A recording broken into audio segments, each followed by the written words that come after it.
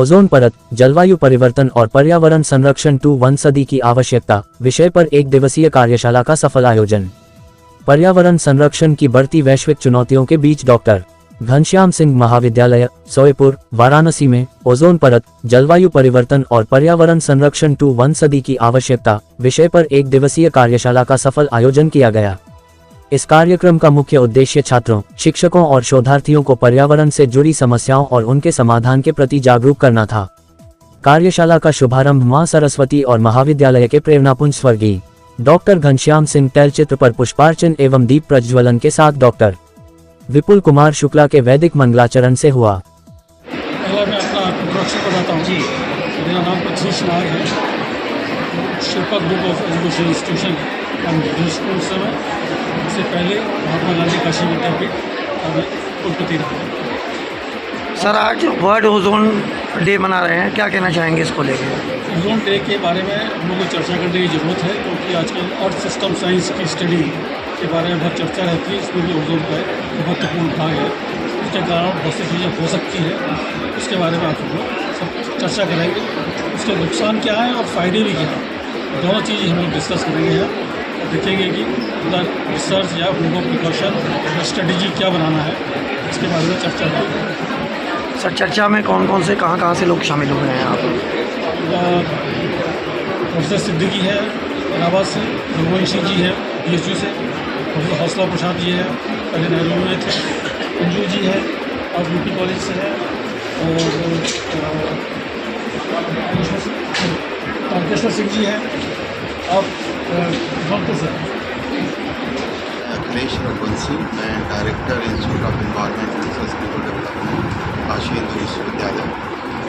आज ओजोन दिवस मनाया जा रहा है और इसके बारे में मैं तो इतना कहना चाहता हूँ कि ये ओजोन दिवस मनाना इसलिए समाजीन है कि ये ऐसा एक ओजोन क्षरण को रोकने का जो विश्व ने समुदाय ने कार्य किया, वो एक ऐसा उदाहरण है कि अगर सारे देश एक साथ मिल जाए, विज्ञान की चीज़ों को अगर मानने लगें, तो कोई भी विश्व की समस्या है उसका निदान हो सकता है।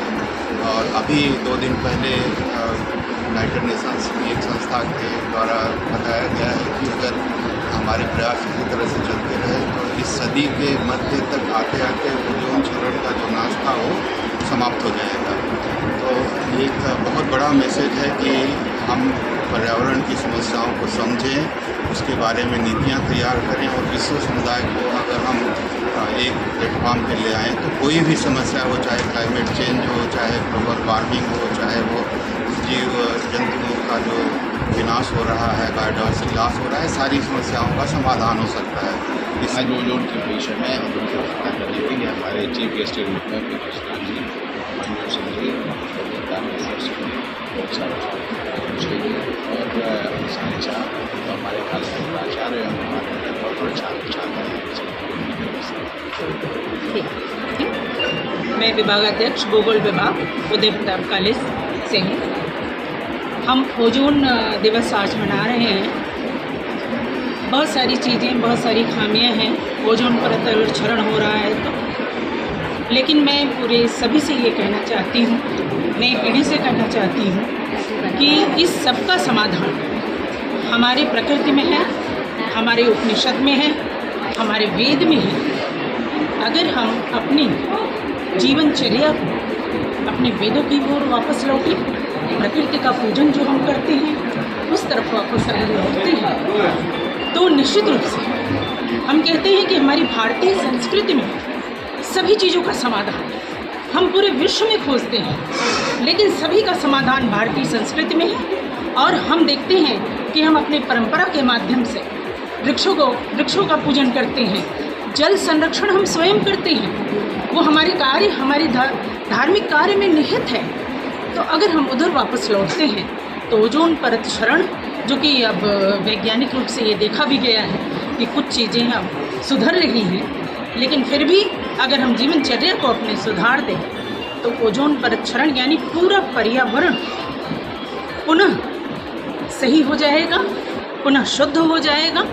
तो निश्चित रूप से हमारा जो नया वर्ग है, युवा वर्ग है, उसको अपनी पुरानी परंपराओं की ओर अवश्य रखना चाहिए, क्योंकि आज हम ही नहीं मना रहे हैं बल्कि पूरा विश्व जो है ओजोन दिवस मना रहा है, क्योंकि ओजोन दिवस के बारे में सबसे पहला जो शोध पत्र 1985 में ब्रिटिश अंटार्कटिका सर्वे में एक डॉक्यूमेंट्री शोध पब्लिश हुआ था। उसके बाद 1987 में मॉन्ट्रियल प्रोटोकॉल में साइन हुआ था कि जिस प्रकार से पूरे विश्व में जनसंख्या बढ़ रही है और CFC जो गैसेस हैं और नंबर ऑफ़ व्हीकल्स या जितने भी उत्सर्जन जैसे use of refrigerator and air condition जिस तरह से बढ़ रहा है, और इसी तरह से अगर हम एनर्जी को कंज्यूम करते रहें और आने वाली पीढ़ियों के बारे में नहीं सोचेंगे तो हमारा जो ओजोन लेयर है उसकी परत जो है वो पतली होगी और हमारी जो लोगों को नुकसान पहुंचाने वाली जो गैसेस हैं वो सस्टेनेबिलिटी पे खतरा डालेंगी। तो उस दिन से पूरे विश्व में ओजोन दिवस के बारे में हम लोग जो है उस दिवस को मनाते हैं ताकि आने वाली पीढ़ियों में जागरूकता पैदा हो कि हमको किस प्रकार से, अगर आप उदाहरण के तौर पे भारत की बात करते हैं तो भारत में विश्व की 17% और 18% जनसंख्या रहती है, और 1987 में जब ये मॉन्ट्रियल में साइन हुआ था तो 1% घरों में AC का यूज़ होता था, लेकिन आज जब आप आंकड़े देखेंगे तो 15% घरेलू डोमेस्टिक यूज़ में एयर कंडीशन और रेफ्रिजरेटर में जिसमें हम लोग यूज़ करते हैं, और जो मेट्रोपॉलिटन महानगर हैं वहाँ पर जिस तरह से वाहनों की संख्या बढ़ रही है और जो CFC गैसेस का इमिशन हो रहा है, आने वाले दिनों में 10, 20, 25 सालों में अगर हम लोग इसके बारे में नहीं चेतेंगे और आने वाली पीढ़ियों को जागरूक नहीं करेंगे तो एक बहुत बड़ा विश्व के लिए खतरा है। ये है सबसे नीची परत को परिवर्तन मंडल को ओजोस्फीयर कहते हैं, उसके ऊपर समताप मंडल, फिर ओजोन मंडल। यहाँ ओजोन मंडल की बात करना है। ओजोन मंडल में विभिन्न प्रकार की O3 गैस पाई जाती है। ओजोन गैस, जो ओजोन गैस की ये विशेषता है कि सूर्य से आने वाली जो प्रखर, तीखी और प्रचंड किरणें हैं उसको सोख कर, उसको छान कर पृथ्वी की धरातल पर भेजती है।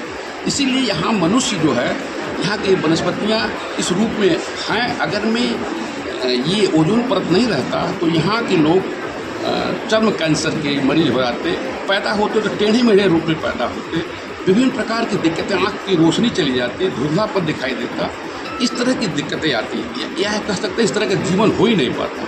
इसलिए हमें ओजोन परत के संरक्षण पर ध्यान देना है, और जो ओजोन गैसें हैं, माने ओजोन गैस को नष्ट करने वाली ग्रीन हाउस गैसें हैं, उस पर प्रतिबंध लगाना है। उसी संदर्भ में आज ये हो रहा है, जिसको हम लोग आगे बताएंगे। ठीक है, क्या कहना चाहेंगे आज के कार्यक्रम को?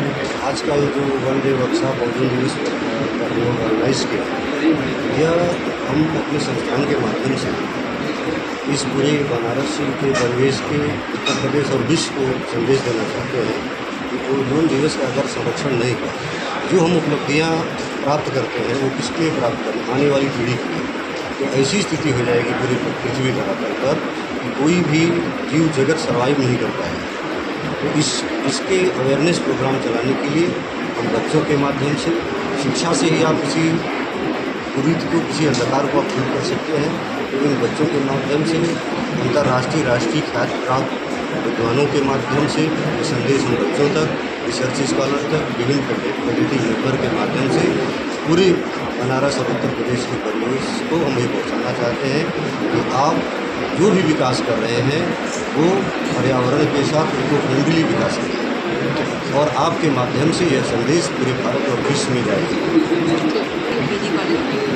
डिपार्टमेंट ऑफ केमिस्ट्री आज हम लोग ये ओजोन प्रोटेक्शन डे सेलिब्रेट कर रहे हैं। बेसिकली ये एक छोटी सी शुरुआत है जिसको कि अप्रॉक्सीमेटली 30-35 साल पहले स्टार्ट किया गया। तो ये छोटी सी शुरुआत हर वर्ष इसीलिए इसको एक विशेष दिन के रूप में हम लोग मनाते हैं, ताकि हम अपनी जिम्मेदारियों को याद रखें कि किस तरह से हम जो भी ओजोन डिप्लीशन में जो भी आपका क्लोरोफ्लोरोकार्बन या जो कूलेंट एजेंट यूज़ करते हैं जिसकी वजह से वो उसका परत जो है वो डिस्ट्रक्ट हो रहा है, तो उसका यूज़ हम कम करें।